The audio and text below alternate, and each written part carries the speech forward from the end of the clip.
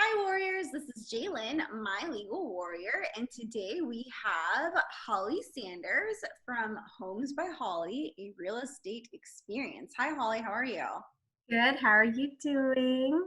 I'm doing good. Thank you so much for joining us on My Legal Warrior. I'm really excited to share all this amazing information about the disclosures.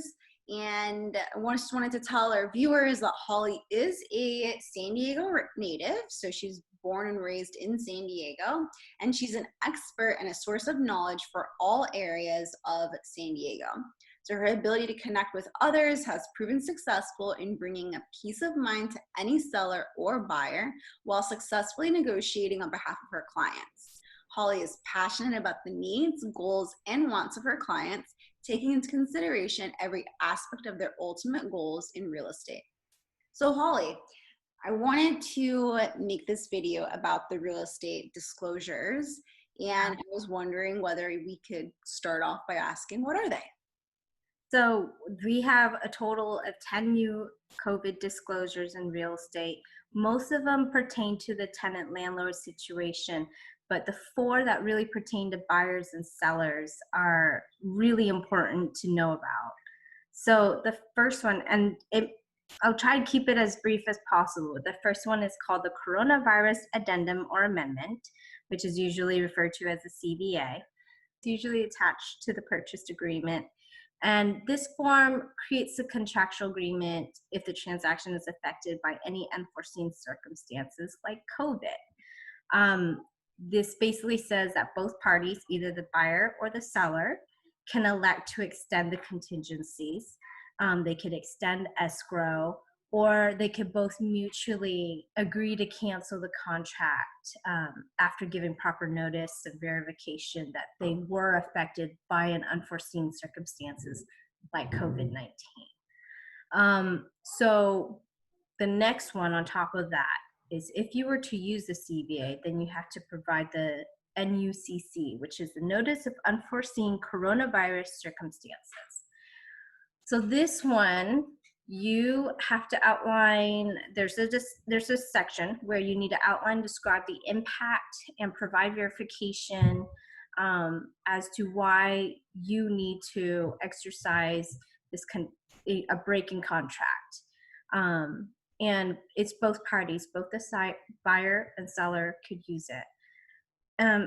A lot of times though, right now, what I'm seeing is that they also are providing it as an informative piece of information for their buyers and sellers to know that this is an option. So if you happen to see it, it's not that they're planning on utilizing it at all. Don't be scared about it. It's just informative also. And then the next one is for sellers particularly. It's the listing agreement. And this one is attached to the RLA right away. And it outlines the seller and broker's agreement as to when a visitor will be granted permission to enter the property. And it also kind of is between, like if I was to list a property, it would be between me and you to determine like what sort of steps you want to take to have people entering a property, if you want to make sure that they are wearing any PPE, you know, sanitizing their hands, everything like that. So this one is very important for sellers. And the next one that's also very important for sellers is the PEAD form, or PEAD. I call it PEAD, but I don't know what other agents call it. It's the Coronavirus Property Entry Advisory and Declaration.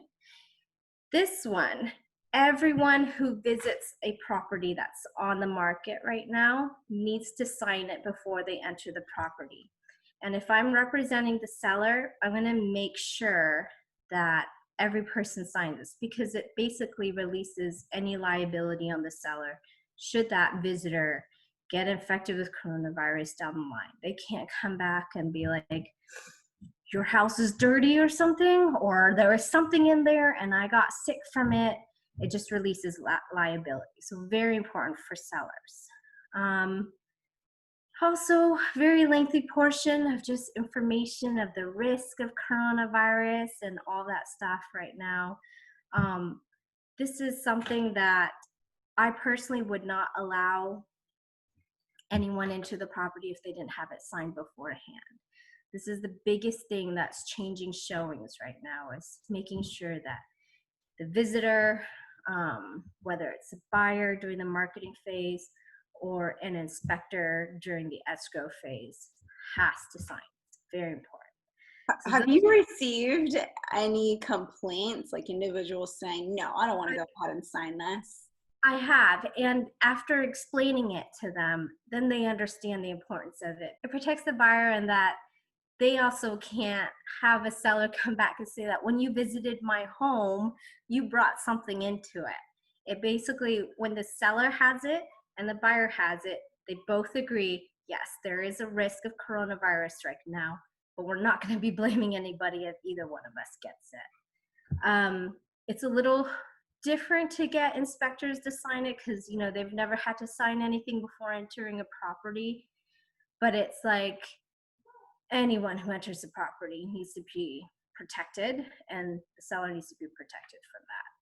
So I think just right now, it's just communication is key. You have to really explain everything to your buyers and sellers.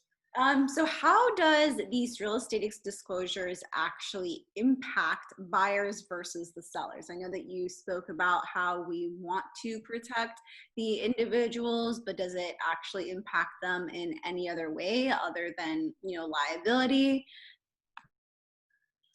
So I would say that the CVA, which is the Coronavirus Addendum or Amendment, that one seems to have more of an impact against sellers, because it basically gives the buyer a way to cancel the contract. Even say you have a 30-day escrow. With this disclosure added or addendum or amendment, the buyer can cancel escrow on day 29 of a 30-day escrow. And that heavily impacts the seller. That's hard to, you know, things fall out of escrow all the time, but having something canceled right on the last minute could be pretty hard. So I would say that one is more beneficial to buyers than sellers. But because of the situation with coronavirus right now and everything is so up in the air, it's pretty important that you do need to provide that option for your buyers. So, and it's not just the buyer can't just flat out say, I am being affected by it. Sorry, got to cancel escrow. They need to provide verification. And that's where the next form comes in, which is the NUCC. That's the one where they need to outline everything, why they're affected, how they're affected, and why that's leading to them unable to fill the contractual agreement of the purchase agreement. Are they getting that from the doctor, the hospital, or just something that they like fill out on their own? Is there like a form? There's a form, yeah, and it comes from California Association of Realtors. Yeah. Got it. Yeah, so it has to be legal. It's not just some handwritten note like, I'm sick, I'm sorry. How can our viewership connect with you? So I am basically, the great thing about working at my own business is I am open 24/7. Anyone could text me or email me 24/7, and they could call me, you know, during normal waking hours or even whenever. I will always return your call as soon as I can. For selling home, you always just suddenly get these questions in your head, right? Just text it to me right away while you still have it. Don't wait. Just text it to me and I will always reply. Okay, very good. Well, I know that you did emphasize the importance of communication, and so you clearly also have that within your own practice. And if your clients are anything like mine who just love answers right away, or just like me, I love answers right away, then that's super valuable. It's a very invaluable trait. So thank you. Thank you. Awesome. And thank you for this interview and this collaboration. I really, again, cannot wait to share it with our viewership. And thank you, Warriors, for tuning in, and make sure that you contact Holly. Thank you.